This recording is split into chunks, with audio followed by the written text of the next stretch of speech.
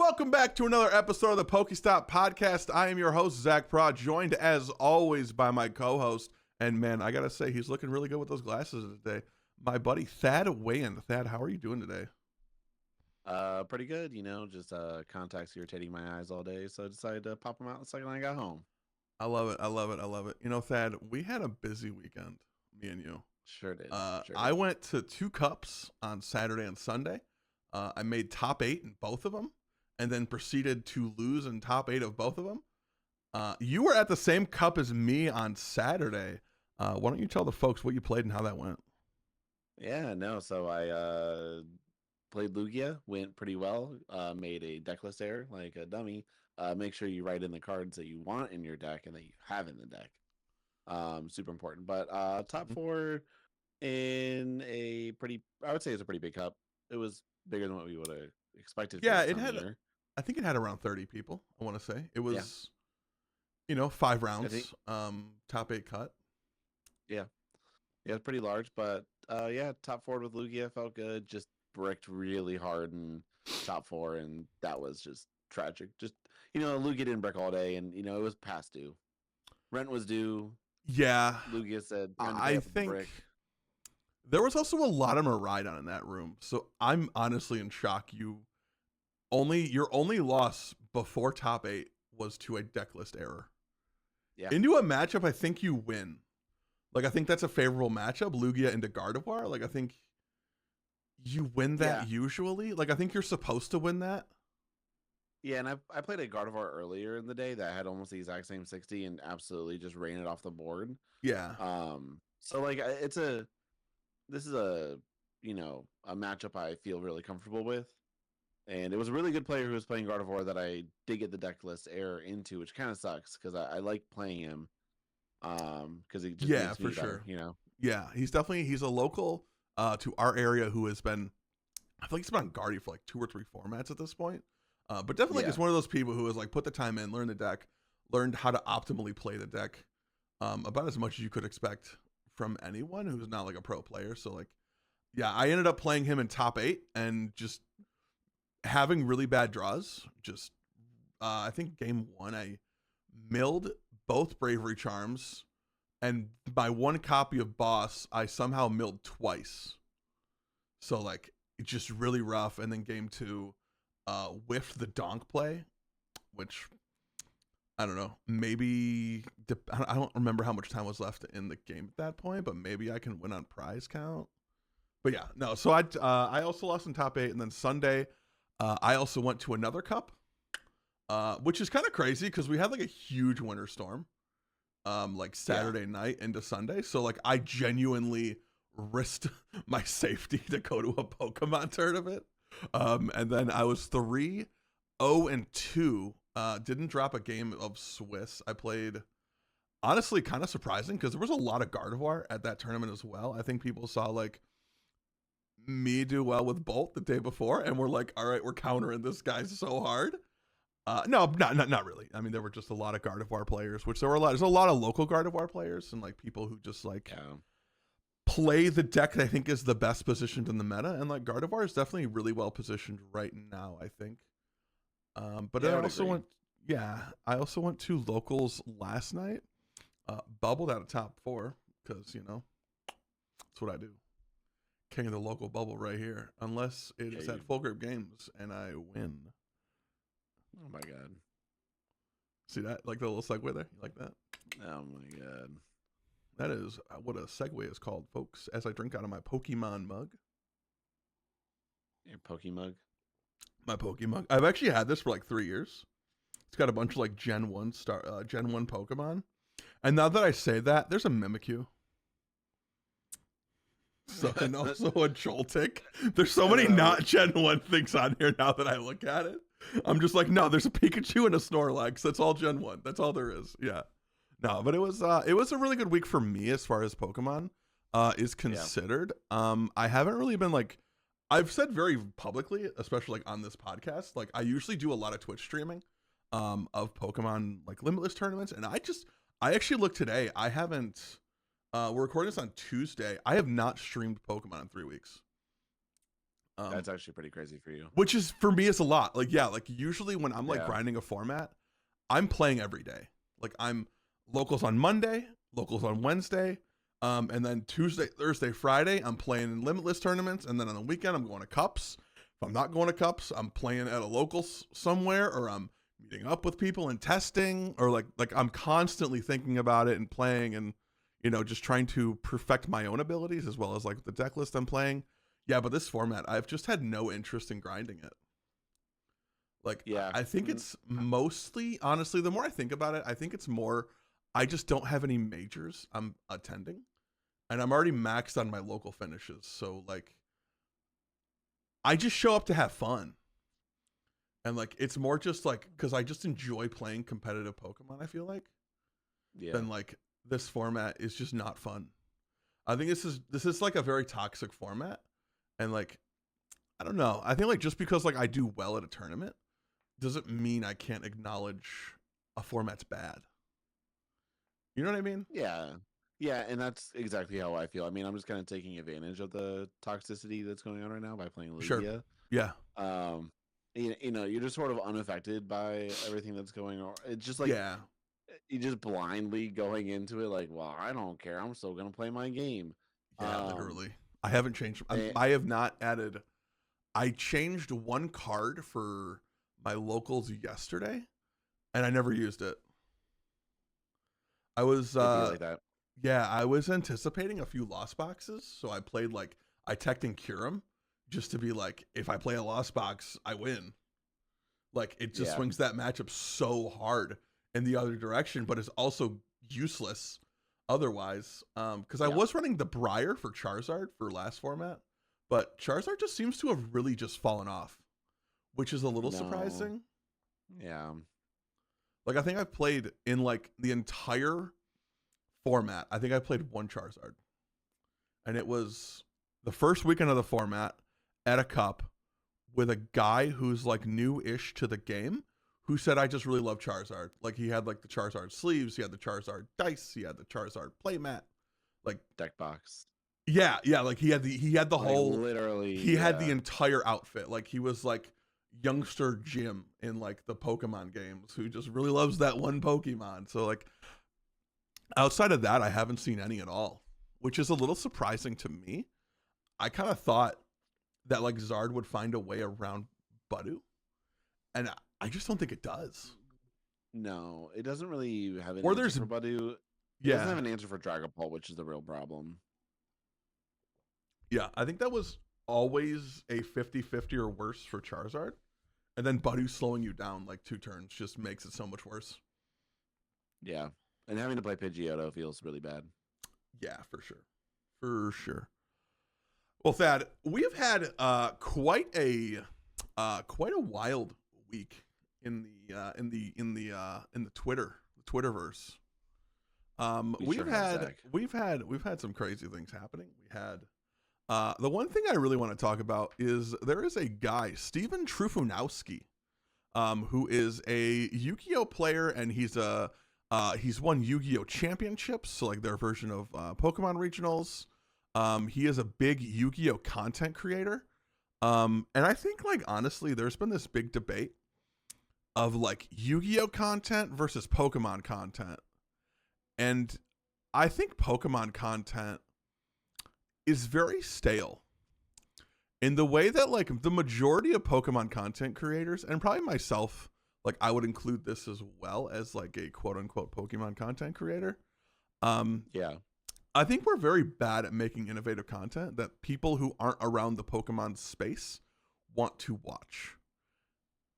And I think that's the big issue is like Yu-Gi-Oh, while being a far, I think, less popular intellectual property, gets way more views on YouTube than like Pokemon trading card game creators. And I think that's more to do with the fact that we're not making great content as a whole. Like this isn't like me like pointing out any one person or anything like that, or to take away from the creators who do make really innovative and fun content. I think just overall we need to do a better job of making content people not around Pokemon want to watch.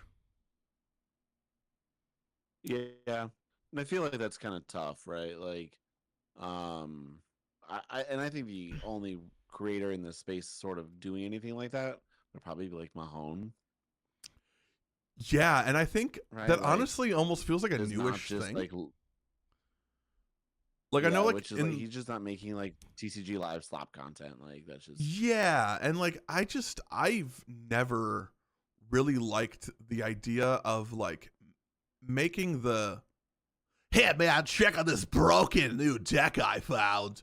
And it's like, I don't know, Venomoth Frostlass, and then you play it to a regional, and then you play a Bolt who's 1-0, who just beat Drago, and is feeling really good about making day 2 at the San Antonio Regional Championships. And then you set them in a bracket so terrible that they end up going 1-4 drop and going and eating barbecue depressed in San Antonio, Texas. I don't know anyone like that. Do you, Thad? never met him. No, but I think like honestly, I think just like Pokemon content and like I think vlogging is a very popular medium where like Pokemon people can show that side of having a personality.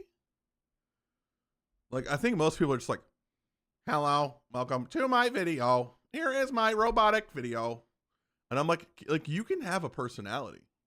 Like you're allowed. You're allowed to have personality. I don't know if you knew that, Thad. Yeah, that's fair. Yeah, but the one thing that Which is like go ahead. no, I was gonna say which is like kind of why like and honestly I know nothing about Magic the Gathering. Absolutely Sure. nothing.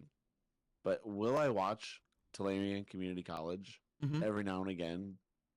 100%. Yeah. Because the professor makes it so accessible and like it sort of explains what's going on so that somebody who's new or doesn't quite know the card game Yes.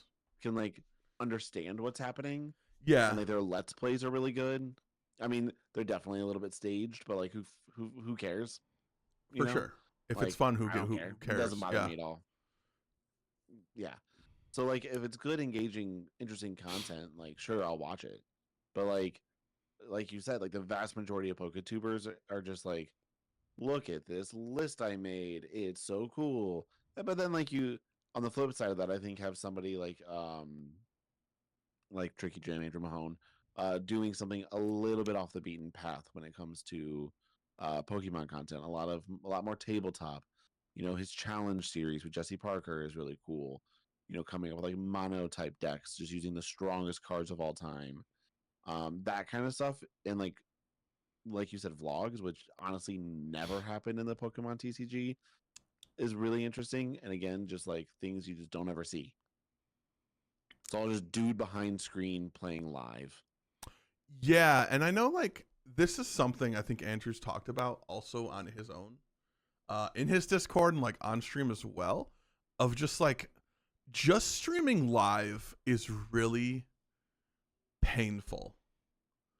And I don't think it's just because like the client is bad. I think it's just because like people don't play good decks on live. Which is I think why I like playing the limitless tournaments, because there's at least a competitive aspect to this. And then at least like in theory, Yeah. even though it's like a free tournament, in theory most people are going to play a deck that they actually know how to play. Yeah. Which is something that I think a lot of people don't do on ladder. Like on ladder, it's just like, let me try out this like meme thing I might play to locals and see if this like actually functions as a deck in any kind of reasonable fashion. You know, I mean, I'm sure you would probably have the same experience of like, how many times have you been at locals and heard like some guy like, or some random player like, oh, I built this deck today and went like, you know, I won 10 games on ladder, so I figured I'd try it at locals and see if this deck's real, and then they go like 1-2 drop. Or like 1-3 or something like that. Yeah, like I feel like it happens like once a week, if I'm being honest. Like but somebody like rebuilds lost on Giratina and is like, oh, this is really good again. I won like 5 games on live with it. Yeah, like, oh, I set up every time on live, and I'm like, okay, setting up every time doesn't make a deck good. just means you shouldn't immediately Yeah. take it apart. Like, I don't know. But I think it is really cool. Yeah. Just like to get off my tangent of like every Pokemon YouTuber sucks.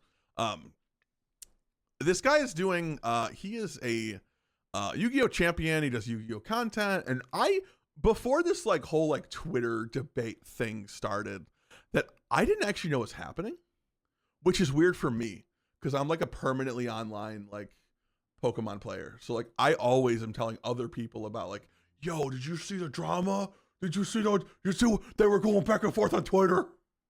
And like I didn't even know about this. And I'm like, it just seems really dumb, to be honest. It's like we are fighting with another game over who makes better YouTube content when like there is a very measurable metric to see who makes better content.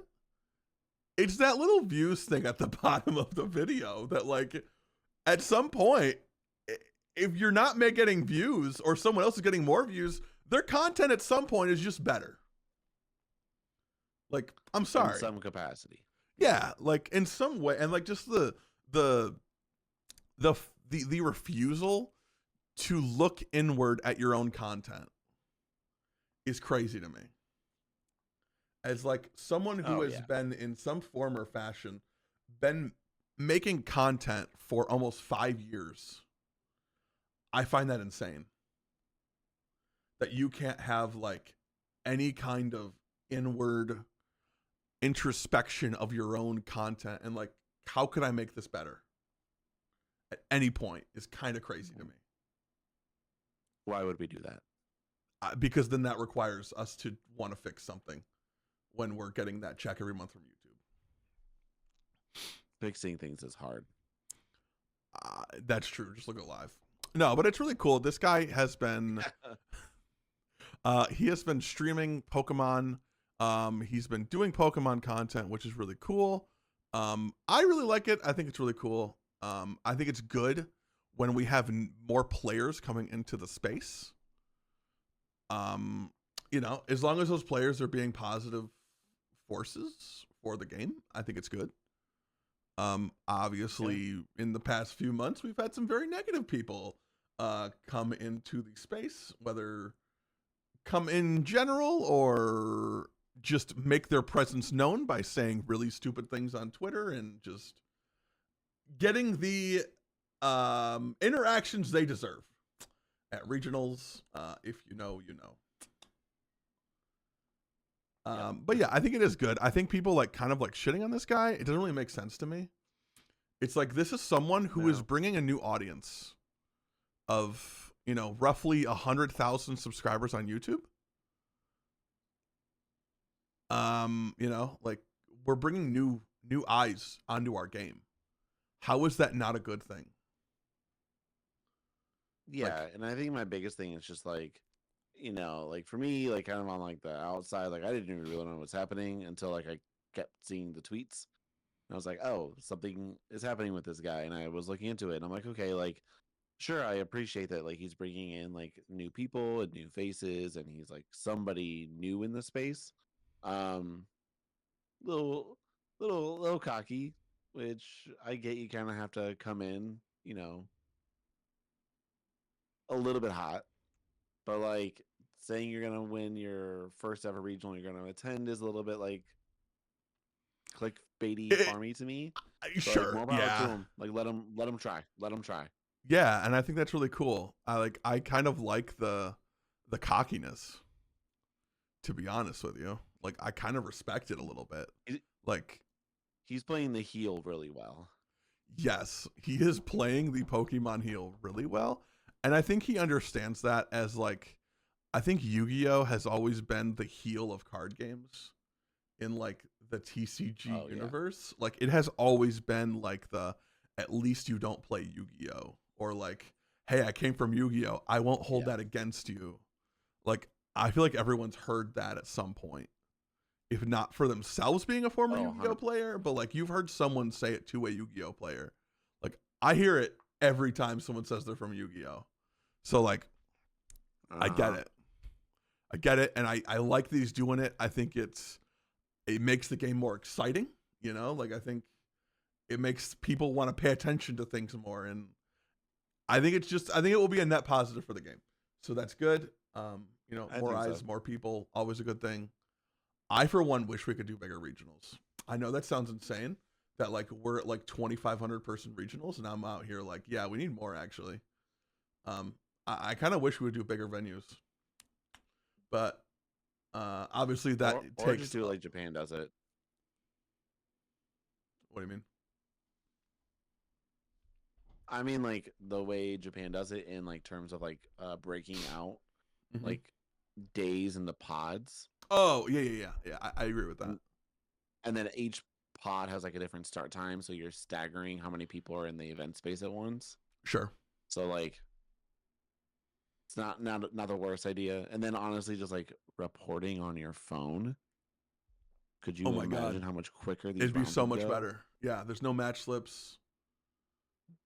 I mean, just I don't know why we're out of my face.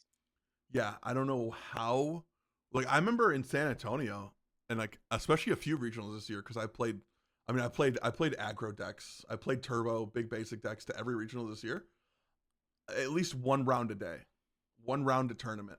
I'm having to wait for match slips because like either I get 2-0'd or I 2-0, and like it's big turbo decks, and like the match lasts 15 minutes. Like, why I can't go on I can see pairings on my phone, but I can't select that I won on my phone? They actually tested that in San Antonio at the Cup. And I heard about that, and I'm hoping next season we get more. Because definitely, I think post NAIC, we should definitely do an episode. Rumor is NAIC. Really? That would be really cool. That would be great. Yeah. They're testing an EUIC. Very cool. I love that. I love that idea. I personally think Pokemon should just do all the running for every regional. Like let RK9 handle the pairings, doing all that kind of stuff, which I think is how they're doing it now anyway for the ICs. But I think we should have a very long conversation about this post NAIC and like a end of season. How are the events run from a player's perspective? Yeah, we're gonna do a big recap at some point for sure. Yeah, because I think we'll definitely have some kind of dead space. I feel like in like the summer, as far as like Pokemon news and things like that. Speaking of Pokemon news, we finally know the last regional to be announced this year, which for some reason took until over halfway through the season, which is kind of insane. We finally know the last Pokemon regional is May. I believe it's the 25th. It is May 24th and 25th in Portland, which I know both of us, being based in Ohio, we were kind of hoping for like Pittsburgh, Indianapolis, maybe Orlando, something relatively drivable / short flightable, and that one is going to be a big old swing and a miss for us. Not going. Yeah. I think it's just going to be, I think if I were to like top 8 Atlanta, maybe. But I also think like just the timing of it just won't work. Because it's just, there's so, and like also like that's an insane thought process as well. Like it would have to be like I get stipend money to travel to it, which I just don't see happening. Frankly. Probably not. Yeah, because like also like I'm just thinking from like a practicality standpoint. Like there's Atlanta. 3 weeks later is Madison. 3 weeks later is Portland. 3 weeks later is NAIC. So I'm just thinking from a resources available to travel for Pokemon. I just don't see 4 out of 4 happening. No. Personally. And honestly, the thing that sucks is like Madison's like super close, but like if I get an NAIC, there's a slim chance I go to Madison. Really? Yeah. I mean, you just think about it, like I don't know. It just depends. Depends on the resources. It's 6 weeks. Timing, it's a 6 week difference though. That's true. Yeah, I think it's just because like we're kind of waiting for 2 months. I feel like it's gonna seem a lot longer once we actually get there. I think so. You might be right. I think honestly the Atlanta and Madison is way more impactful than the Madison NAIC. Just because that's like 2 and 4 100%. weeks. Yeah, but at least like they're all in different months. So like from like a budgeting perspective, you can be like, okay, I need to set aside this much money in April for Madison, this much money in March for Atlanta, like, you know. But we do have some really good Pokemon coming up still in this season. The season is coming to a close sooner rather than later, but we do for now have some upcoming tournaments. But first, I do want to talk about our weekly Justin Basil metagame update here. Not surprising to me that Miraidon jumps up to number 1, jumps from 3 to 1 with 16% of the meta. I think that's kind of expected, right? Like Azul wins Merida, and then Miraidon becomes the number 1 deck because Azul is a very popular person. He's a very good player. Everyone wants to play the list. Everyone wants to see how good Miraidon is. That isn't surprising to me at all. It also took down the special event too. Yeah. It got second there, didn't it? Didn't Lost Box win? No, it won. No. I'm pretty sure it was. I think that was that one. I thought it was. Was it the third place list I was looking at? Oh, it did win. Okay. I had bad information. Lost Box won Puerto Rico. Okay, I'm on. Yeah, I'm smoking. Apparently, yeah. It was Miraidon, piloted by Christian Solis. Just a quick glance at this list. It looks, 8, which is kind of crazy. Yeah. So again, Miraidon showing it's really good. Which I don't think is surprising to anybody. Honestly, Miraidon is a really good deck. It actually won both of the SPs last weekend. It won the Korean League number 3, I guess. Korean League Season 3, which had 306 players, and then it won the special event in Puerto Rico, which had 299. So 2 events, 300 players each, both Miraidon winning. So that's kind of crazy. Miraidon honestly being the best turbo deck, which I think is something we both talked about. We both thought that would happen. I think most people did. I don't think that's a surprise to anyone. Truly. It shouldn't be. Yeah, I mean it does the turbo thing very well, and it's able to manipulate the prize trade against the big turbo or against the big evolution decks. So that is not surprising at all. Number 2, holding at number 2 is Gardevoir at 12%. Again, not surprising. I think Gardevoir is a very good deck. People just need to play faster. I don't know. Yeah, please play faster. Honestly, the more I play this format, also the more I want chess clocks. Just because like the amount of times like I'm going to time and I'm like, all right, I'm bolt. My turns are not long. I have a long turn 1 and then very short turns after that. And then I'm just watching like your like. Go for it. What were you gonna say? No, like especially like as like a bolt main. Like I know what I'm doing. I know what you're doing. Like, let's just do it. You know, like. Go ahead, get your Gardevoir, get your Drifloon, get your Counter Catcher. Yeah, I know what actions you're gonna take. You know what actions I'm gonna take. Let's just get this over with.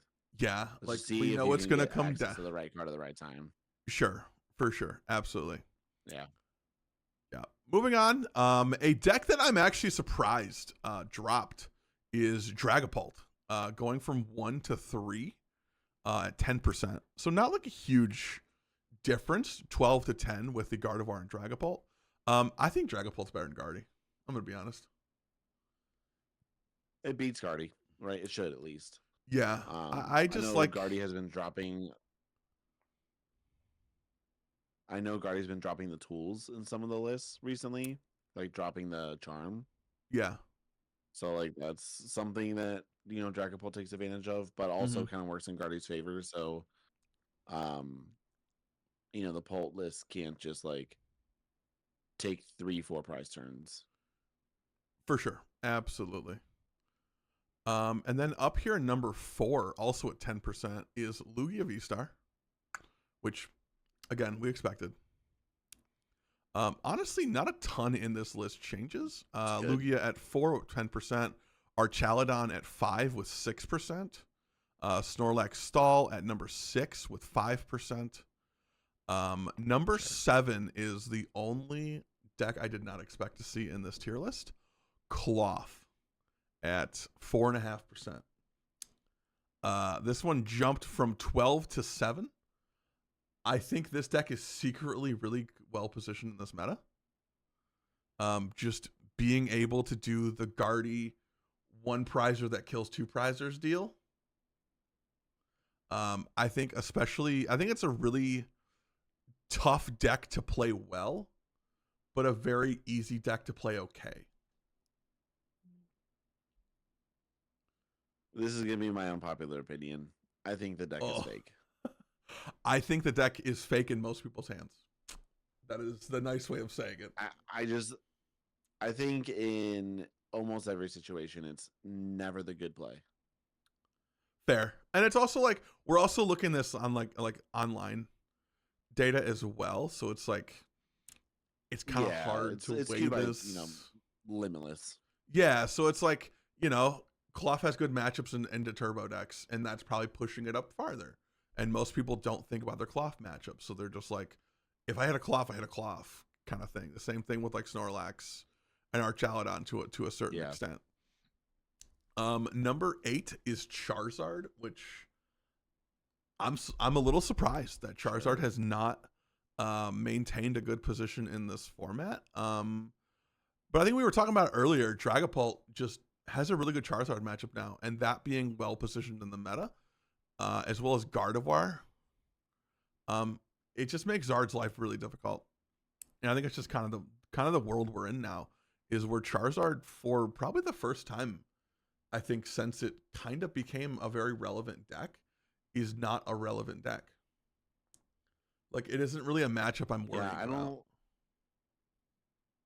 I just don't think Charizard quite has like the early game legs that some of the other decks do. Mm-hmm. And it can be stopped pretty easily with little to no effort. Yeah. So I would agree with that. For what it's worth. Yeah, for sure. So last thing I want to do tonight, Thad, is we have a big tournament coming up this weekend. We have the EUIC tournament in London. So I would love, very exciting, to let's bang on a tier list. Let's look at this format as a whole and see where we think things are going to stack up. All right, Thad. So first up in the tier list, we have Ancient Box. I think this deck is like a C tier deck. I think you lose to Pult so fucking bad. I think your Pult matchup is just so rough. But like, if you can dodge Pults, I think you honestly have such a good matchup. Honestly, like I think you suffer from Pults and Lugia for sure. Yeah, I don't think Lugia is a good matchup for you at all. So I mean, I don't know. For me, it's definitely C tier. Bad matchups are big matchups. I think the Lugia depends on your setup. Like, if you have to bench Lumineons, like, Ancient Box can really manipulate like the Lumineons and things like the 2 price supporters. Like, I think that's where they can kind of beat you. I mean, while they're trying to set up like to knock out Lugias or Blood Moons if you're forced to bench those early or something. It certainly is tight, but I think Lugia is a little bit more favored into it. That's fair.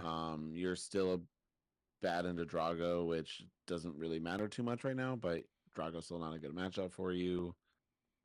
Pult's is really bad, just so bad. It's not even so bad. It's like a 1090, honestly. Just, if you expect a lot of Pult, I don't think you're playing Ancient Box. Well, I think like the criteria, and I mean, just to like take like a 30,000 foot view of this, is like S tier is probably going to be like one of 2 decks or 1 or 2 decks.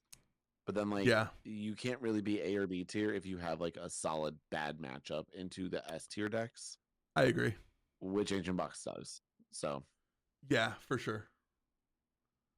at least for me, that's the criteria when I make when I look at a tier list. Like, Yeah. can you or do you have a bad matchup into the one Mm-hmm. or two top decks? If For sure. yes, you're C tier at best. Gotcha. I agree. All right, moving on. Next deck we have the Dragapult. I'm gonna call this just normal Dragapult. I think this is an A tier deck. I think it's top 3 in the meta. I don't Dragapult think Dusknoir. it's. Yeah. I'm calling this just like your standard Dragapult, Budu, Dusknoirs, Radiant Alakazam, doing all the shenanigans, doing all the things it does normally against you. I think it's an A tier deck. I think it's top 3 or 4 in the format. I think it's right where it belongs. 100%. Very good. Next we have no notes. No notes. No, I mean honestly, no. Like we talked about this deck already when we were looking at the Justin Basil tier list, so I just don't think there's anything else we would really add to it. Up next is Dragapult Charizard. This deck feels fake. I'm sorry. It just doesn't feel good. It's Dragapult with more steps. Yeah, it's Dragapult for people who don't know how to play Dragapult and just want a big attacker on the end. Which and it's worse into just learn how to play Charizard. So just learn how to play Dragapult. I'm sorry, like I just don't see this being a. Yeah. I'm thinking D. I think this deck is just like I don't know how to play Dragapult, so I'm just gonna add a Charizard. Yep. Yeah. Up next we have Gardevoir. I'm gonna put this in S. I think it's an S tier deck. I would have to. I can get behind it, but only so much because I think your worst matchup is the best deck. Sure. Like, but I feel like you have a good matchup in like everything else. Yeah, I mean you're at least like in the game against everything else for sure. I think your only other bad matchup is probably Miraidon and maybe Lugia. Lugia's like really close to 50-50. Yeah. I'm thinking about this too from like an EUIC perspective where I think a lot of the really good players in this tournament are going to be playing Gardevoir. Henry Chow's coming after his IC. I mean, you know what I mean? Like it's also like a European regional. A lot of good players are going to play evolution decks. Like, you know, we see this every regional. If it's in the EU, they're playing evolution decks. If they're in Latin America, they're playing big basics. Like, you know, it is what it is. It's just what the players in that region play. I think Gardevoir is either bottom of S or top of A. But I think it does earn its spot in the S tier. Throw it in. All right, up next, the String Cheese Goldango. I think it's a C tier deck. I think it just loses to my first thought was C tier. Like I think it's fine. Yeah. Like if you just somehow are drawing that hot that day, cool. I don't know. I'm not a firm believer. I guess like coin bonus can really get you out of Badu, I feel like, if you can just have it. Like if you just have I guess you can Ultra Ball for it and then force them like Iono it out of your hand, and then you're also getting like six fresh cards at that point. So in theory, you might naturally find the Goldango, or like you find your own supporter. You know, sure, yeah. I think it's just I think it's a C tier deck. Fold Badu. Kind of, yeah. I mean, a lot of decks. That's honestly the thing I don't like about Badu the most is like a lot of these like stage 1 Goldango, Ceruledge type decks just get crushed by this deck. If I'm being honest. Yeah, no, they definitely do. And I don't think that there's like a way around it. Like shutting off your ESP and your retrievals and your superiors is so bad. So bad. D tier or C tier, whichever one. I don't really care. It's just not a good play. For sure. Moving on, we have Gouging Fire. I think it's C tier. I'm sorry. It had a really good placement in Merida with that one guy who plays this deck. But since then, it has gone back to the heap where I think it lives, unless you're that one guy who was tweeting at Azul in December about how good Gouging Fire is. Throw it in the pile. Yeah, like you just go on the heat, brother. You're fine. You're okay, cool. Up next, I think everyone's favorite deck in the format, Quad Thorns. Are we just gonna have so many C tier decks because we just think all these decks suck? I'm sorry, it's a C tier deck. Quad Thorns is super poorly positioned right now with Gardevoir being so good. Yeah. You shutting off abilities for Roblox doesn't really affect. Also, Miraidon kind of just eats you still. Miraidon eats you. Like Raikou just shreds you just get eaten by so many things in this format. Like you just don't have that much health. Like what is it? What is it? It's 240, right? Drago still. Oh my god, that is crazy. Yeah. Like you just don't have a very relevant amount of health. And even like a Miraidon, you just get knocked out with his Zapdos. Yeah. Like you just get chewed up by Miraidon. It's not even fair. Yeah. Up next on the pile, we have Cloth Terrapagos. I'm gonna put this in B. Actually, I don't think it's bad enough to go in C tier, but I don't think it's good. You put it in B tier. I'll tell everybody and all my friends that it's C tier. That's fine. I think you want to put it below D tier. I think you want to make a new tier that just says Cloth and just be like, you go here in the actual trash can of this podcast. Yeah, what's the hell level here? It's called Snorlax. No. Yeah, I mean, we also talked about this deck already, so I'm not gonna do anything crazy with that. This tier list has 3 Lost Box decks, which I think is absolutely insane. So we're just gonna put all Lost Box, all Comfy decks in one position, because I think we all know it's a D tier deck, right? Like, I feel like when there's a card that's heavily played in the format that turns off items, Lost Box just cries, right? Like, how do you get around that? You don't. You have 4 Colruses and no Mirage Gates. I've also been seeing Fluttermane making kind of a comeback in a lot of Guardy, some Lugia. I actually saw a Dragapult playing Fluttermane on Sunday. That's crazy. And he was in a win and in for top 8. So like, I think he ended up 3-2. I believe he bubbled out of top 8. But yeah, like it was really like it made sense for what he was trying to do. So I think like Fluttermane just makes Lost Box cry even harder. Like if you have a Budu and Lost Box, like they can't do anything. Like you either turn off their flower selecting or you turn like I think they just like turn off your flower selecting, force you to burn through the Colress, and then they item lock.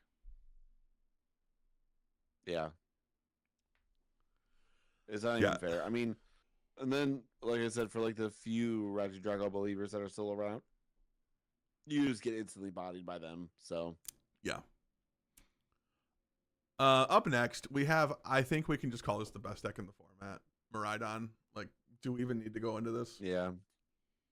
Like, no, we talked about it. It's won the last 3 events. So good. Yeah. Up next, we have Lugia. Another deck we've talked about a lot this episode, so I think we just put that in A, right? I think that's fair. Miraidon, Guardy, Dragapult, Lugia, top 4. Everything else is below that, I mean, I feel like. Yeah, below that are at least equal at best. Yeah. But mostly below. For sure. Up next, we have Palkia Dusknoir. I think it's a C tier deck. Yeah. I think Dusknoir is a very powerful card, obviously. And Palkia can be really good.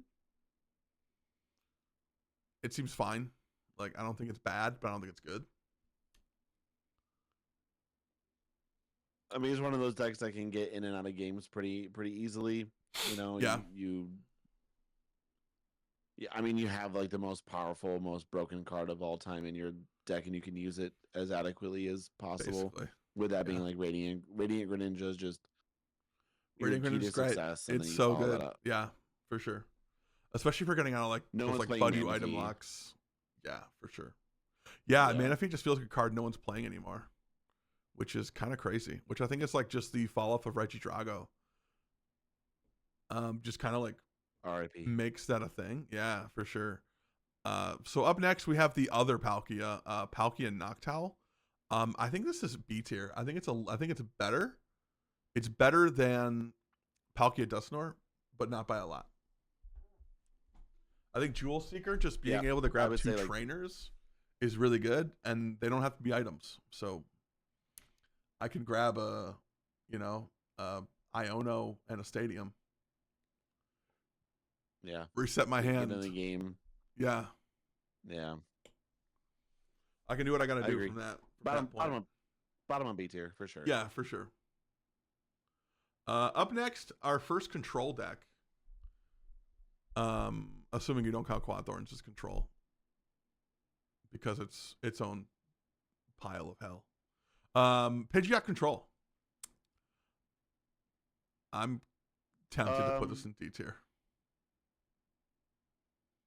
I would almost make an argument for C tier for control. Control starts with C. And oh my god! All right, I'm putting it at the bottom of C. It's gonna be the last deck in C. I played against one, and he was a pretty decent player on Saturday. Mm-hmm. We tied, which was like whatever. They can just create like impossible board states for you to break out of, which is super annoying. But like that's what the deck is built to do. For sure. So like it can lock out a lot of decks. It has potential to win games.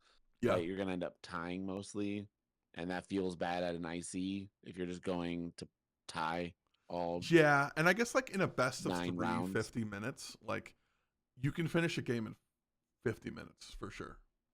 It's just you're not finishing 2 games in 50 minutes. So like as a control player, I feel like you have to win game 1, like, or you're tying, or you're just losing because you took forever to lose game 1, and then you just don't have the lock turn 2 or game 2.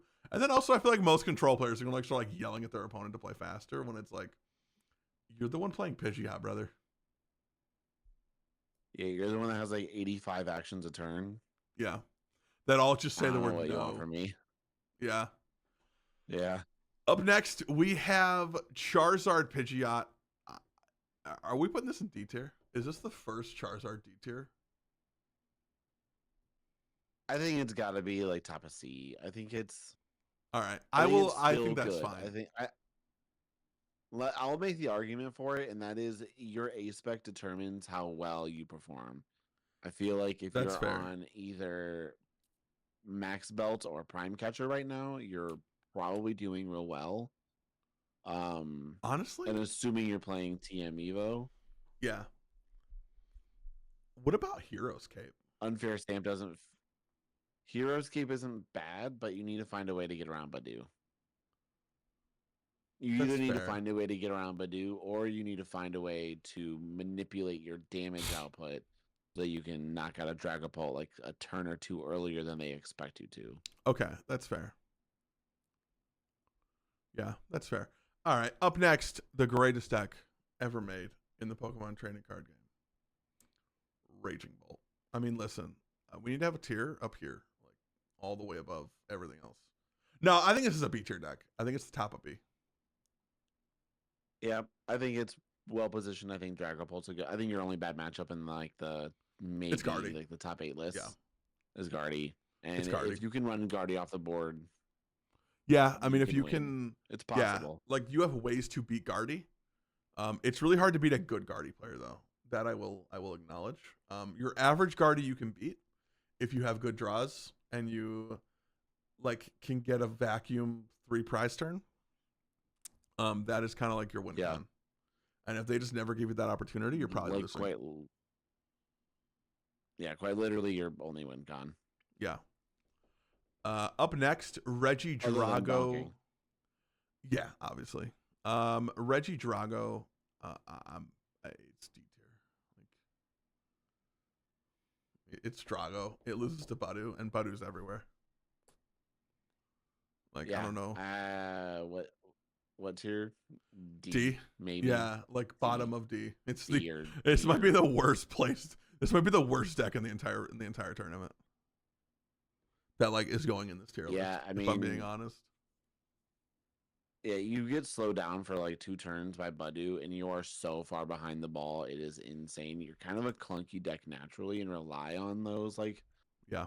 E switches to get you in the game to start taking knockouts. And when you're just not E switching and you're having to manually attach, now some of these lists are playing like Crispin, which is nuts. Yeah, for like sure. One of the slowest cards. Like it's so bad. You're not really. Yeah, if you're, I feel like if we're adding Crispin like, and I don't have a Pokemon that says Phantom Dive, I've just lost the plot. Yeah, and some of these lists are even throwing in Poppy, which is like a crazy list. Yeah, that's wild. That's insanity. You can move 2 energy from one of your Pokemon to another or something like that. Yeah, and like that's like it feels so bad. Mm-hmm. I would agree with that. Yeah, the fallout really. The fall off is crazy. Badu is just the most anti-Drago card I've ever seen. It's kind of funny, if I'm being honest. Up next, so good. My favorite card in the format, Snorlax. I actually won a raffle at the Cup on Saturday and got the Dragonite V-Star collection box thing from the Pokemon Go set. And I actually wasn't playing when the Pokemon Go set came out. So I opened it during your top 4 match, pulled 2 Snorlaxes, and ripped them in half on site.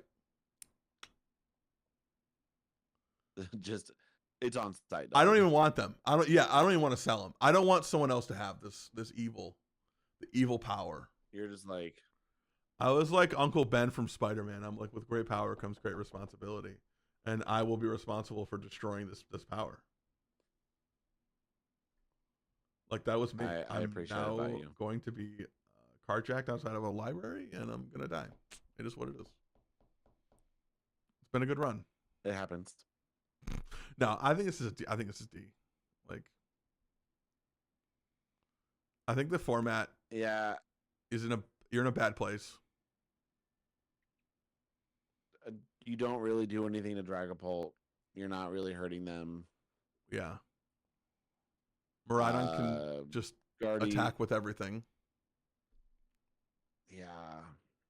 Like, honestly. I mean, all your and honestly, I think the biggest thing is you get bodied by like 2 decks that aren't even that good, like Archaludon and Turbo Moon just body you so hard. Yeah. I just don't see like what is Snorlax good matchup in the top 4. Like I don't see one. Maybe Bolt. You think it beats Dragapult? No, Bolt.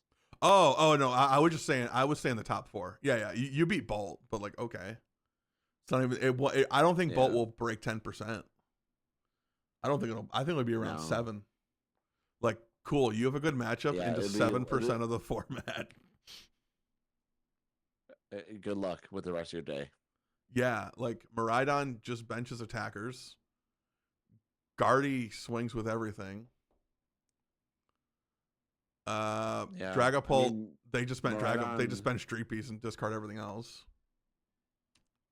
Yeah. You know? And again, almost everything in that list also attacks, so yeah, the same thing with Lugia. Like they have jets. Even if you trap a Luminion, they just Aqua return it. Like yeah, brother, like it's so good. I just don't see how you do anything in this format. So like I couldn't be happier for this deck to be terrible. Like I don't know what to tell you. Yeah, D it up. Yeah, bottom of D tier. Honestly, lowest deck. Congrats, Drago. You're not the worst anymore. Roaring Moon. C.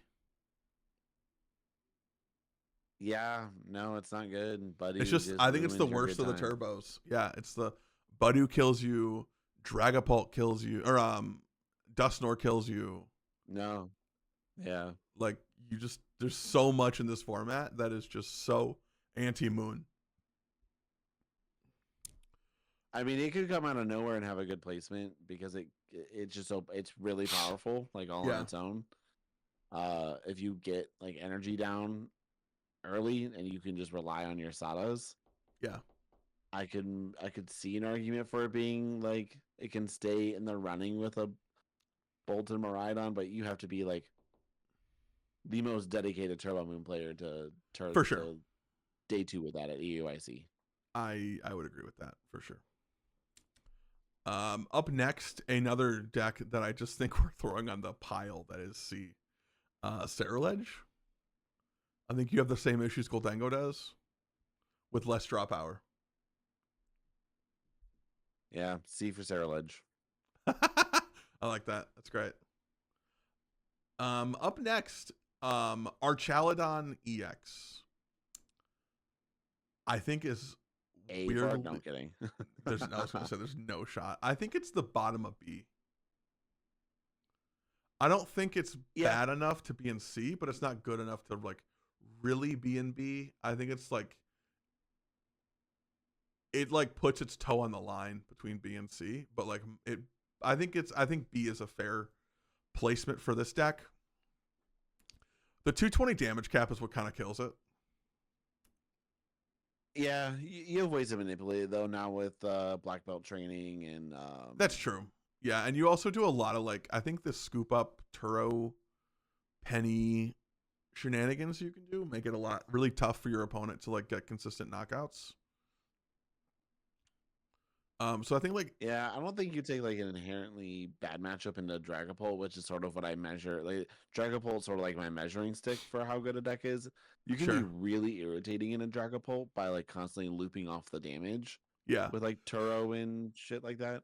But like at the end of the day, like are you ever outputting enough damage to take 6 prizes against Dragapult before they 6 prize you? it's rough. It's very rough because I think they just try to like burn you out of scoop ups, and then you're Yeah, just I mean, like like they have the ability to do the damage they need to with Dusknoir plus attack with yeah, Phantom Dive. for sure. I would I agree. know. So I think B It's is definitely kind not of a where it sits. yeah. Also, if you do have to hit with like the 200 and you can't get the knockout with a Dusknoir, they also have the Relicanth that allows them to use the I think it's Raging Hammer. It's like 80 plus 10 for each damage counter. So like that could be a very relevant number, Yeah, especially if 280 it's already stuff. hurt. Yeah, Yeah. yeah, because then you can also black belt at that point, and I think that it adds 40,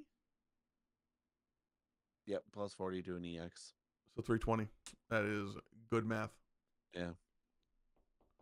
Last The numbers are deck, legit. last deck we have here, Thad, is Terapagos Dusknoir.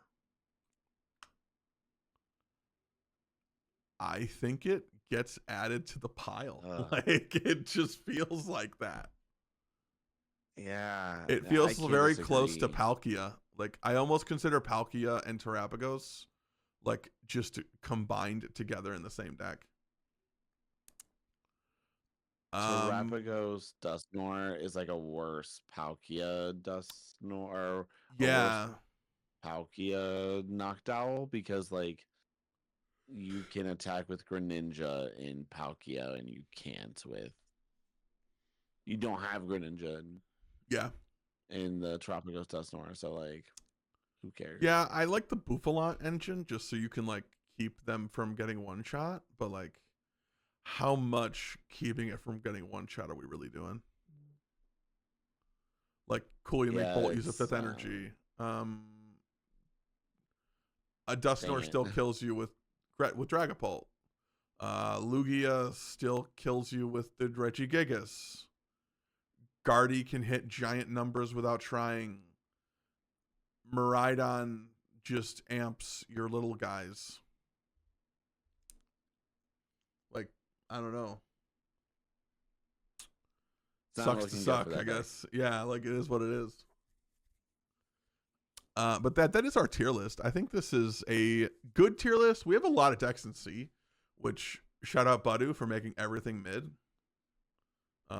You're the real champ, I guess. I don't know. People keep getting mad at me for saying Budu's a toxic card, but like, prove me wrong. Like, I don't know. Stay mad.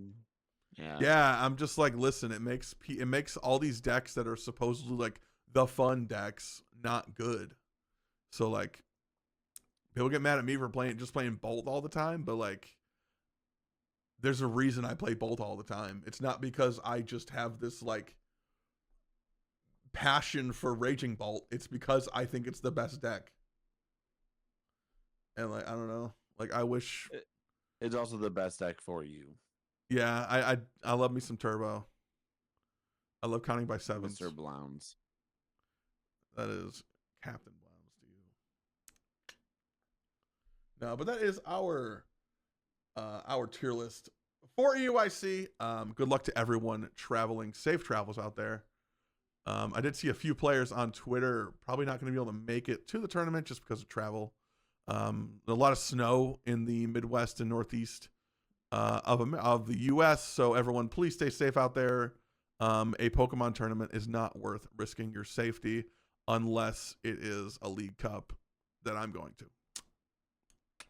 Then it's probably a great idea. No, just be safe out there. You know, don't be stupid. Yeah.